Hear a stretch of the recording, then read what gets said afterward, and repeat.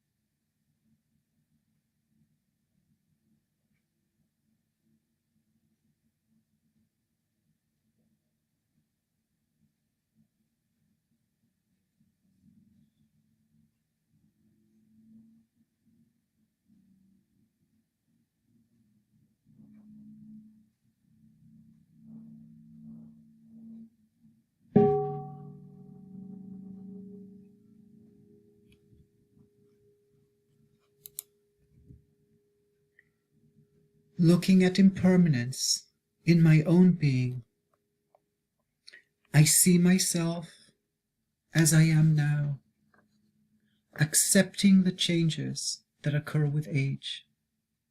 I accept the good changes, like greater emotional maturity and wisdom, as well as changes I might not like wrinkled skin, graying hair, extra weight. I look at myself as a child, seeing that I was constantly changing. Myself at 7 years old is different than who I was as a child of 3 years old. I look at myself in my 20s, in my 30s, in my 40s, and also myself as a very old person, perhaps in a nursing home. I embrace the constant movement and constant changes in my life. I am of the nature to grow old. There is no way to escape growing old.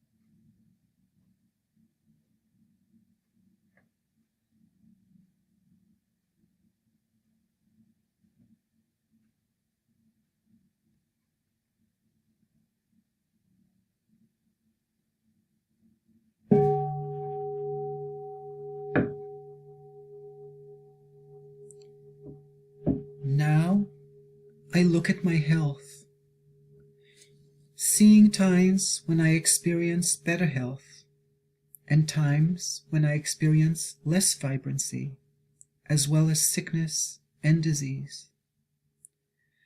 I look with equanimity at times of health and times of ill health. I open up to the times of ill health, and I see that there can be great joy even in the midst of ill health. I look at the failing parts of my body, at my fears of things like cancer or corona, and I recognize that all beings throughout all of history have had diseases. My own ill health is not a personal assault on me. It is just the way nature is. I am of the nature to have ill health. There is no way to escape having ill health.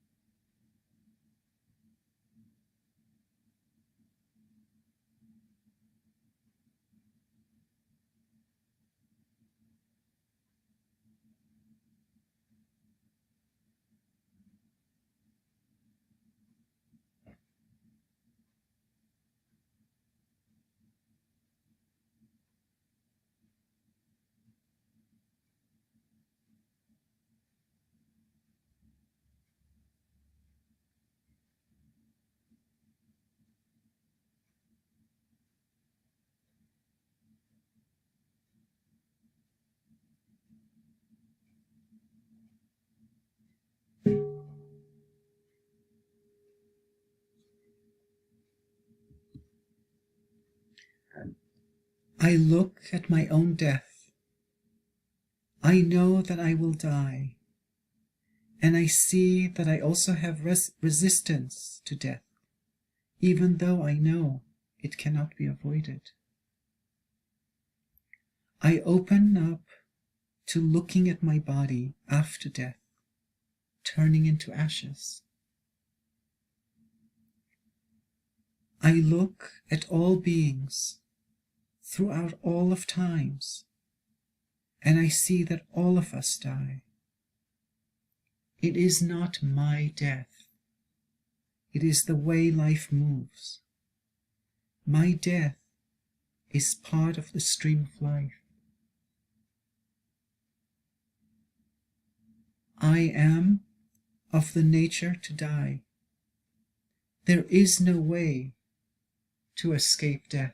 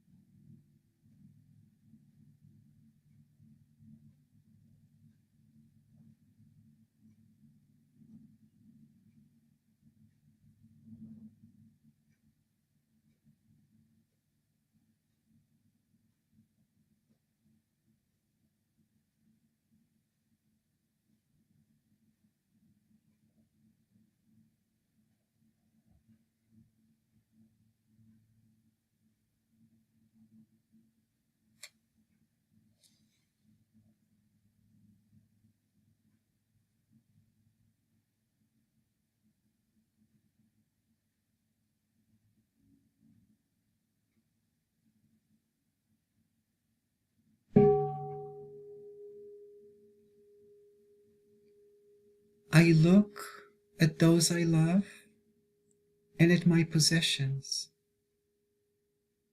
I see that I will not always have them with me. My house, my car, my savings, my social contacts, my loved ones may not be here tomorrow. Throughout history, people have lost everything, sometimes overnight in wars, famines, natural disasters. This can happen to me also, without warning.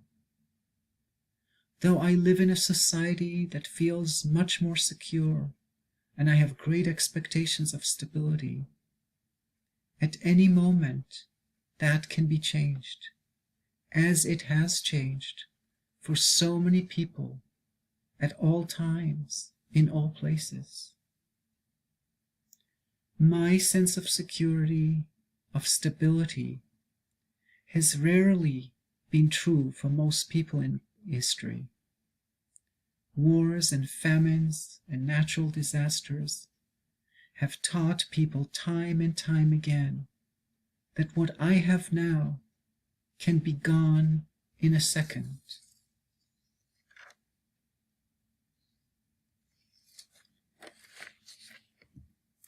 All that is dear to me and everyone I love are of the nature to change. There is no way to escape being separated from them.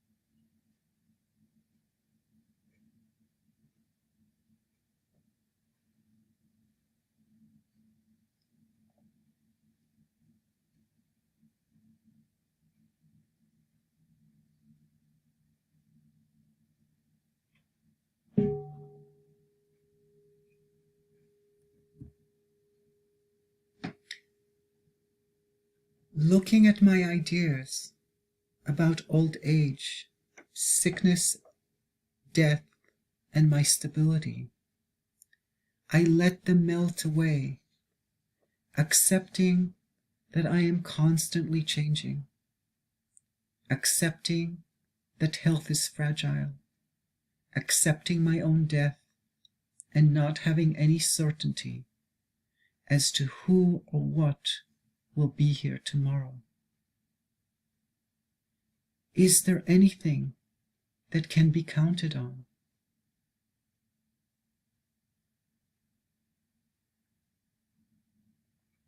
I see that what stays are ripples, vibrations, the effects of my actions and my thoughts.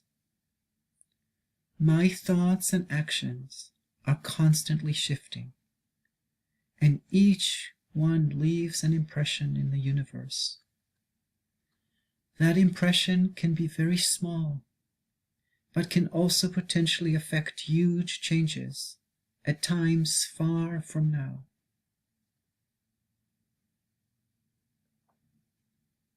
My actions are my only true belongings. I cannot escape the consequences of my action. My actions are the ground on which I stand.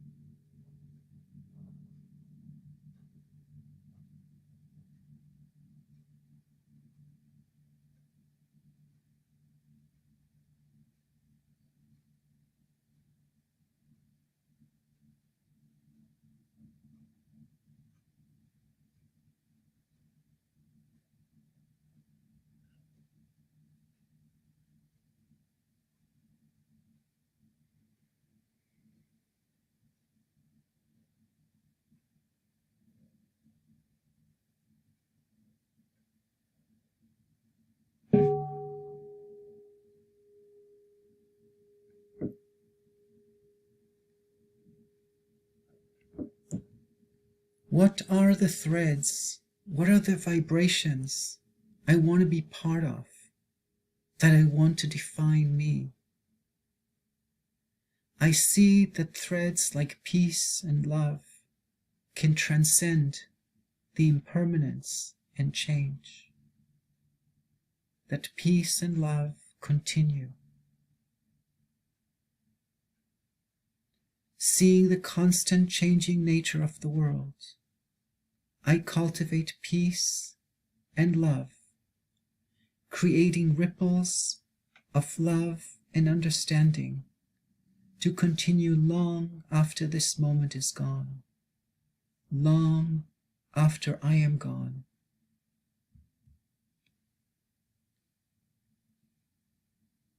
There is nothing to achieve, there is nothing to do, but to cultivate the mind of love.